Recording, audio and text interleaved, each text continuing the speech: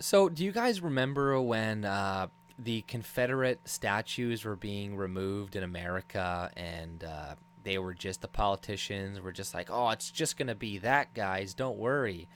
It's not gonna be like George Washington and all these other people. It's just gonna be these Southerners and the Confederate monuments." Well, that was bullshit. I think we all knew that was bullshit. And not only did that start to happen in America, it expanded to Canada, to the rest of the world, in Europe. And in Canada, here, we had our first prime minister, one of his statues removed. There was another guy we had removed. And now this guy, what's his name? Matthew Begbie from BC and New Westminster, like, the council, all removed, all voted to remove it immediately at the request of this Aboriginal group, right? But the council did not consult the town whatsoever. They're like, oh, let's just move it through. Let's just go through. We don't need to ask the public and their opinion and what they think about it. Really, you don't want to ask the public and their opinion? And what is this really? Is it really to spare the feelings of like 15 fucking people? Is this why they're doing it, to spare their feelings? No, it isn't. Let's be real, people. Come on, we know what's going on. We know what's going on. They're erasing our culture. That's what they're doing. They're erasing it. They're getting rid of it. We are a post-national state, just like Trudeau says. They're going to get rid of all these monuments. They're going to get rid of all the things reminding us that white people built this country. There's going to be new studies coming out showing, well, actually, the Europeans coming to Canada were actually very diverse. They were very mixed, actually, just like the Vikings and all these other explorers and whatnot. And I saw another article, the Crusaders are apparently, they were also multi-ethnic, and well, they weren't white either, And this is what they do, they're subverting our history. They're tearing it down. They're demonizing it. They're saying it's white supremacy. If there's too many white people on a picture or on a mural, they have to take it down now because it doesn't represent the community. And this is the future, guys. It's not going to stop. It's going to continue. It's going to keep going until it's all removed, until every facet, every remembrance of what was there will be gone. They don't want to remember us. They don't want this shit around, right? And I'm not saying the majority of the people and people of color or anything like that are all just adamant about removing our history and stuff, but this is all happening for a reason. Whether or not a lot of these people are aware of it or not, there has been a push to demonize white people's history and to erase it, to remove it, to change it, to subvert it. We all see it. We all see it. You can't say you don't at this point. Okay, when you got BBC releasing things with I don't know, Black Vikings or something, you got just this crazy stuff, and then they're all, now they have to go and relook at history and be like, oh wait, actually, well, now we re-examined this under a cultural Marxist lens, and now we discovered it's bad, and we got to deconstruct it, tell you how bad you are for having pride in it, having pride in your history or anything like that.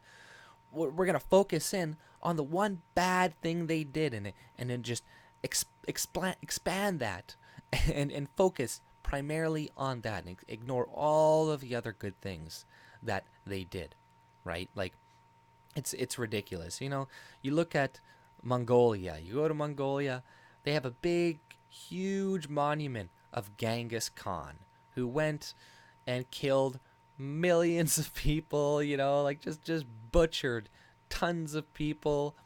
But he made a great empire, and he is their people's hero, right? You're never going to see that statue removed, because because they're not stupid enough to let a bunch of foreigners in their country to come take them over. They're not stupid enough to fall for this SJW nonsense like we are in our countries, unfortunately. But, don't think this is going to stop. The statue being removed is foreshadowing of what is to come until people start to speak up and say something about it. But we're all too scared. Guilt by association. Oh, I don't want to be standing up for this person that put somebody in a residential school 150 years ago. I don't want to stand up for our history and for this or that. Oh, no, I don't want to be tarred as a racist. Well, you're a coward. And your cowardice is going to be the end of us, okay? Our ancestors fucking fought in wars, like hacked each other to death with swords. And you're too afraid to stand up and say something? What the fuck is the matter with you? What the fuck is the matter with you cowards that are unwilling to just do something as simple as that? Right? You can't do that. You can't say, hey, this is nonsense. You can't stand up for freedom of speech when somebody says something that you don't like because of the consequences. Well, your cowardice will be the end of you, and you will wish that you took the small steps of trying to stop this while it's happening right now, because it's going to lead to nothing good. Doing this to a people is not going to make them happy. We all have our eyes open. White people have their eyes open. A lot of them, at least a good amount of them, they see what's happening around them.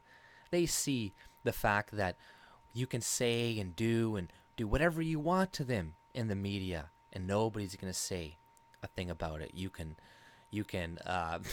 lie, call them white supremacists, try to dox them because they stared at an Aboriginal guy once. You can do whatever you want to white people nowadays, but the same isn't with other people. And then we get told we're privileged, and then we get our history books changed, and we get our statues removed. I saw another story a while ago of this mural at a school. It was all these white kids playing. They're like, oh, we got to take it down because it's not diverse enough. And diversity just means less white people. But what really got me about this story, though, too, was just the fact that the council just pushed this through, didn't decide to consult with the citizens whatsoever. They just listened to the Aboriginal group who says, like, this offends us, so fuck everybody else. All these people who say, we love democracy. No, you don't. You don't love the democracy or anything like that. You love it occasionally when it works for you. But when you don't need to use it and you could use your authority to pass shit through, then you're going to fucking do it. I wonder how many, like, these people are useful idiots, right? I'm not saying, like, these counselors are really trying, thinking in their head, like, oh, we're going to subvert white people and their history and shit, right? But they're obviously getting money, kickbacks, some type of shit, or they're just completely deluded and they're pussies, right? They're just cowards. And this is a big problem we have in society. People will choose comfort over freedom. People will choose this over causing a stir. And this is what they want. This is how they get us. They get you in debt. They get you to go to school, so you're in debt for school, for your house, for all this stuff. So you have to stay in line. You have to work. You have to keep your head down, not show your face, because if that happens, you could lose your job and this and that. And then, oh, no, blah, blah, blah, right? But, what's coming down the line is going to be a lot worse than losing your job. That's all I have to say. But if you guys like my content, subscribe and have a good day. See ya.